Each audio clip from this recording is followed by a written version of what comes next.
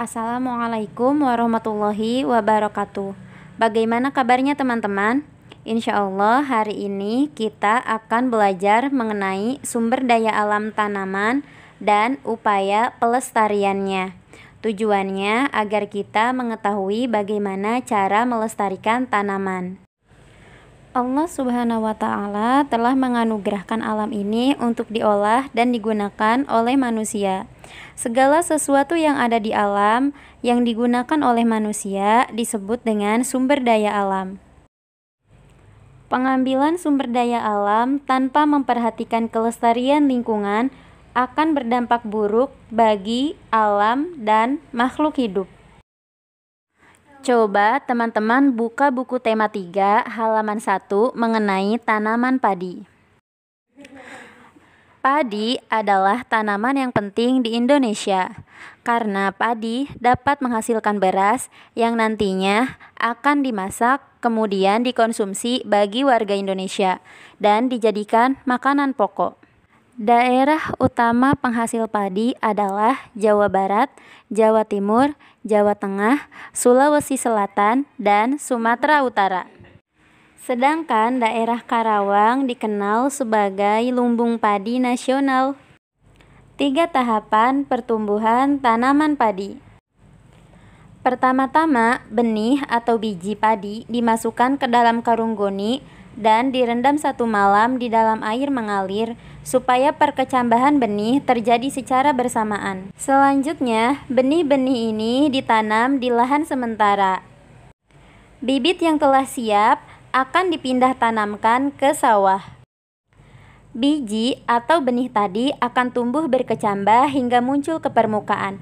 Bakal akar dan tunas menonjol keluar. Lalu batangnya memanjang.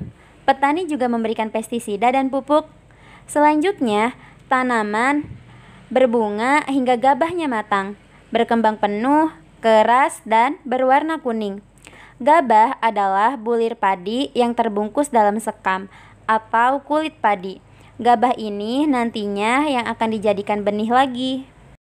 Selanjutnya teman-teman, kita akan membahas mengenai bagian-bagian tumbuhan. Di depan teman-teman sudah terlihat ada gambar tumbuhan rawit. Bagian yang pertama adalah akar. Akar adalah bagian tumbuhan yang umumnya berada di dalam tanah.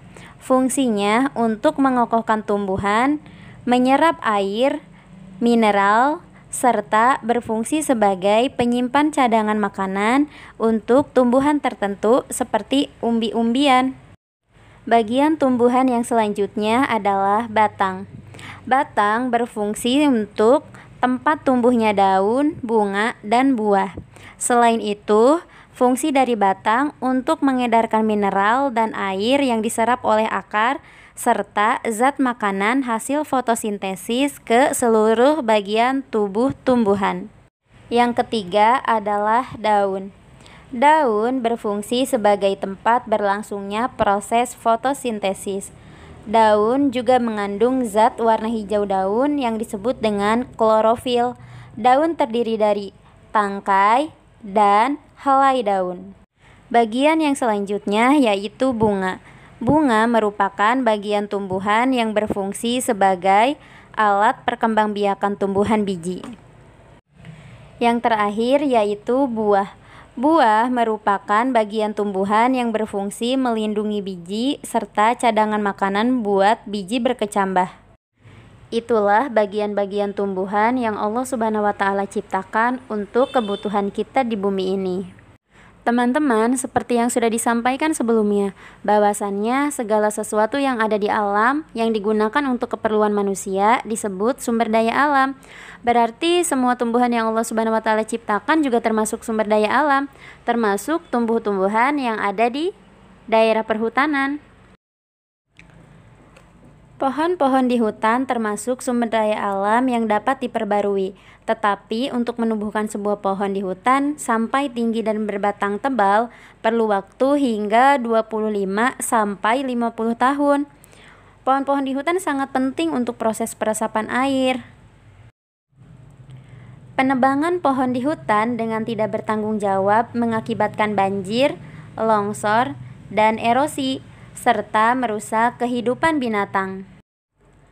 Sebagai upaya untuk mencegah kerusakan hutan akibat penebangan, kita bisa melakukan cara tebang pilih dan reboisasi atau penanaman hutan.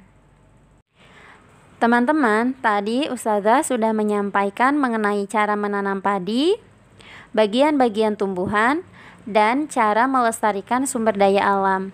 Jadi, pastikan kita merawat tumbuhan, setidaknya yang ada di sekitar lingkungan kita terlebih dahulu. Sekian pembelajaran hari ini. Ustazah minta maaf apabila ada kesalahan. Jazakumullah khairan. Wassalamualaikum warahmatullahi wabarakatuh.